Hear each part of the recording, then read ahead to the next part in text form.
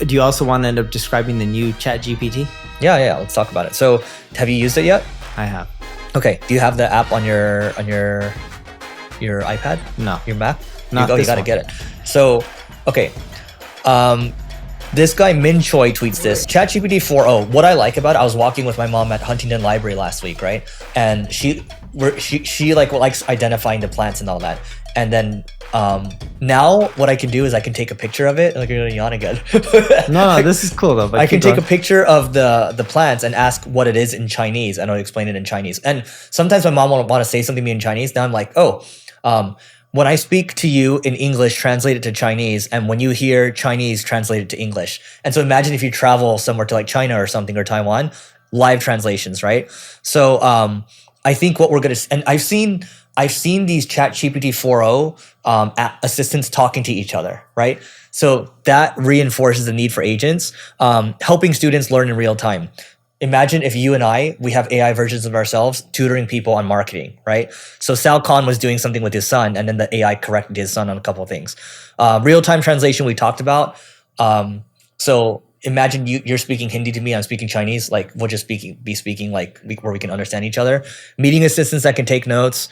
And then, did you see the one where it can tell your kids stories? Yes, I did. Did you sent that to me. I did? Yeah, you sent it to me right away. I haven't used that for my children. But funny enough, the accents within the app are off. Have you tried, when it talks to you, have you tried telling it to use a specific type of accent? No. It doesn't work well. Yeah. I think it's going to take some time to get there, right? But I just think now that they call it omni because in my interpretation of this is it's because it's omnidirectional, it's multimodal, right? And so what Sam Altman says is how he sees it working is he usually just leaves it open over there and he's asking it questions. And I found it to be, I played around with it last week where I was just going back and forth with it, and you just have the internet there and it's going back and forth with you. So I think it being an assistant for you, a marketing assistant, is going to be pretty helpful. I think it's going to be really helpful. It's free. Yes, and it's a great step in the right direction. Mm-hmm. You wait a year, I think this thing's going to be dangerous. Yeah. Right now, it's pretty good. I think in a year, it'll be like it'll be really next good. level. Yeah. Yeah. And that's the thing. Like, whenever I see all these things, and this is what Eric and I recommend to anyone who wants to learn marketing, the best way to learn marketing is to play around with these tools and try things out with your own websites and profiles on the social web, instead of just being like, oh, I read about the new ChatGPT. Well, reading about it is one thing. Playing with it is a whole different thing. And if you're not willing to play with it and get your hands dirty, you're not going to really learn how to use these new technologies that are coming around. And by the way, we need to give props to Google too, because Google right after the 4o launch, and by the way, we should have talked about this last week, but it's okay, better late than never. But it's showing that it's very serious about AI. Like, some of the things that they've launched, they have their own version, their own assistant that could tell you like where your glasses are. Yep. And like it'll help you calculate an equation. They're doing a lot of different things with Gemini too. So I wouldn't look past Google. I think they're pretty dangerous themselves. Google will be. And Sergey Brin came out of retirement just to help him with all AI related projects. You know what I did for the Brian Johnson interview? I was like, hey, you guys own YouTube, and there's a lot of content you have around Brian Johnson. Tell me 7, or give me like a bunch of unorthodox questions I can ask him. And I would say 4 out of the 7 questions they gave me were pretty good.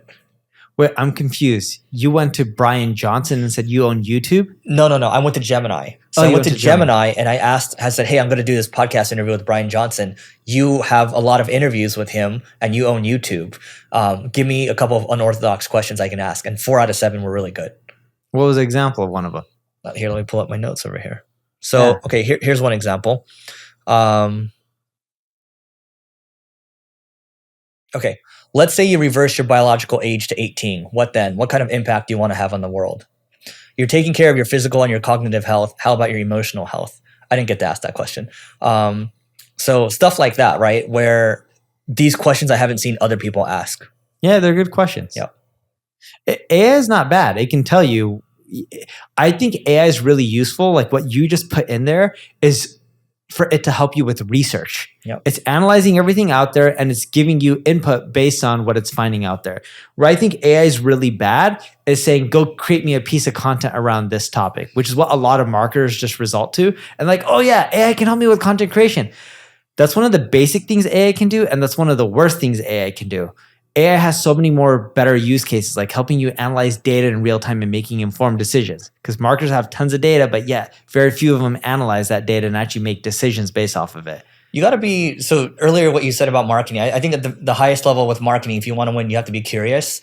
And then with this stuff too, being curious means like the more curious you are, sure, you're going to ask stupid questions, but eventually you start to ask smarter questions. I think the base level of what you're saying is a lot of marketers tend to just default and stick at the stupid questions and they don't get to the next level. So it's taking a little more time and then learning to come up with better questions and then you get better results. Yes. Dude, I'm with you. And yeah, like if you can use AI for research, data analysis, helping you do mundane, boring tasks, there's a lot of useful things that it can help you as a marketer. Or like if you're looking for keywords, it can just end up telling you which ones are top of funnel, middle of funnel, or bottom of funnel. There's a lot of unique things it can end up doing. It can help you update your content. But the one thing that most marketers, I wouldn't say avoid doing, but use with caution is just use AI to blanket just create content for you at mass scale. All right, everyone, quick message from the Agency Owners Association. So this is the peer group for agency owners that Neil and I both put together. This is for people that are doing 6 figures, 7 figures, 8 figures, even 9 figures as well. And we're all here to help you grow your agency faster. In this group, we share leads, we share learnings with each other. It's a community where people can ask questions, their most burning questions, personally, professionally. We'll share templates, reports, things like that. We're constantly adding more value to the group. I will tell you that the price is continuing to increase. The good news is that there's no long-term commitment. So you can just learn more by going to marketingschool.io/agency. Once again, that's marketingschool.io/agency to learn more. And we hope to see you inside. So what I'm hearing is, you can call it ABM. Some people like to call it signal-based selling now, but it sounds like of the millions of people visiting, there's going to be a small subset of people that fit your ICP. And then your salespeople will be able to spot the signals, how much they're engaging with your content, and then reach out to those people. Bingo, you got it right. Yeah. So signal-based selling, that's a new term, guys, but it's basically account-based marketing. Yes. I still like the account-based marketing, but it works really well. And instead of being like, hey guys, we need to go create 30 pieces of content this week and get this many views, we're just like, okay, well, we do all that. Here's how many leads that generates when you have 4, 5, 6 million visitors a month. And here's how much of that turns into revenue. And no joke, our traffic has gone down at least 2x, I would say, from the peak. But our revenue has gone up more than 3 or 4x from that time period. Yep. And what we learned through this, which was a hard lesson for us as marketers, as yes, traffic is great, but if it doesn't convert into revenue, who cares? Yep. So we started focusing on traffic that converts and we ignored everything else, even if that meant our rankings would drop for all the other terms. Sure, some of the algorithm updates didn't go our way. Some of them did go our way, but it was more so we focus on updating the piece of content that was actually driving revenue. We're looking at our lead sources and which lead sources were caused by certain content pieces, write more of those pieces of content, ignore the others. And what we found is the stuff that was driving the majority of the leads was like, or majority of the revenue, not leads, but majority of the revenue was like, we have a blog in 5 different languages. How should we structure our blog? Or we have a blog in multiple languages. How should we structure it? That's an enterprise type question. It can be for small businesses too, but yeah. Yeah, and those type of posts were driving the smallest amount of leads, the most amount of revenue. Most of our leads were coming from things like someone Googling digital marketing, SEO. And no joke, our close rates from those leads were pathetic. It was just non-qualified businesses that were like, hey, I just found out what SEO is. I want to hire someone. What can you do for $100 a month? Yep. And it just wasn't working. So we shifted our strategy to go after ultra long tail that's very specific to enterprise. All right, look, if you're looking to hire additional marketers for your team, there's no better place to look than, well, hiring nearshore, hiring offshore. And we found that we've hired amazing creative people. We've hired amazing people that can help with execution on the marketing side. Whatever it is that you're looking for exactly, we are helping with that. We have recruiters from our side. All you have to do is go to marketingschool.io/hire. Once again, it's marketingschool.io/hire. Fill out the information in terms of what you need, and then we'll have our recruiters reach out to you to help you with the placement. And it should be great for you at the end of the day because you're going to save a lot of money and you're going to get the help that you need. So you're going to get help from a cost standpoint and also an execution standpoint as well. So again, marketingschool.io/hire, and we'll see you inside. Dude, speaking of which, so this actually dovetails well into, we've got these playbooks, these LinkedIn playbooks. So Adam Robinson, CEO of retention.com, who we've talked about a couple of times, These are a couple of ABM playbooks over here. Or again, you can call it signal-based selling. But if you're watching on YouTube, we should share a screenshot of this. But this is interesting. I'm going to share a couple playbooks with you all. There's 6 here. I'm not going to read everything to you guys, but here's one. This is Samantha McKenna's thought leadership ad play. So one, on LinkedIn, you can promote a thought leadership ad to ungated content. So that can mean, let's say Neil works for my company, he posts something. I can run a thought leadership ad on LinkedIn, which promotes his post. And then we can run that to like an ungated piece of content as a call to action, right? Basically, that drove 1,600 click-throughs to their site. And then retention B2B, just call it enrichment tool. So an enrichment tool pushes site visitors to Slack, so it will enrich all the people. And then through Slack, it'll lead to warm outreach, right? So that's a form of, you can call it account-based marketing or signal-based selling. And then they booked a demo on the first campaign of doing that, okay? I'm going to read one more here.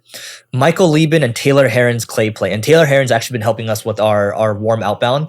And I think we booked like a couple of not warm outbound, cold outbound. We booked a couple of meetings last week from it. Cool. So I'm curious to see what else the team comes up with there. So basically retention B2B, or any enrichment tool that you choose to use, will push your website visitors to Clay. Clay is like a sales. Neil's gonna yawn because I'm making him tired.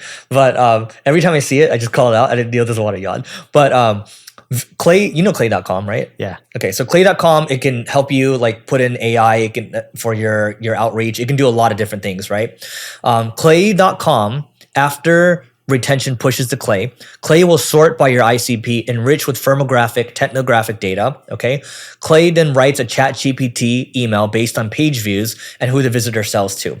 Clay then pushes to Smart Lead, and the Smart Lead will push into like, you might have like 5, 10, 20 different domains, and it'll send emails out. So Michael booked one demo in the first 15 emails. Taylor is responsible for 20% of retention B2B signups, and they have an 11% conversion rate on this strategy. So I just want to give you guys 2 playbooks. Bless you, Neil. Thank you. And we can move on from this, but hopefully this gets your guys' engines moving a little bit. So anyway, that's it for today, everyone. Please don't forget to rate, review, subscribe. marketingschool.io/agency. We're going to show you all how we build this community. And if you have an agency, we're going to help you build your agency faster. So that being said, we'll see you tomorrow.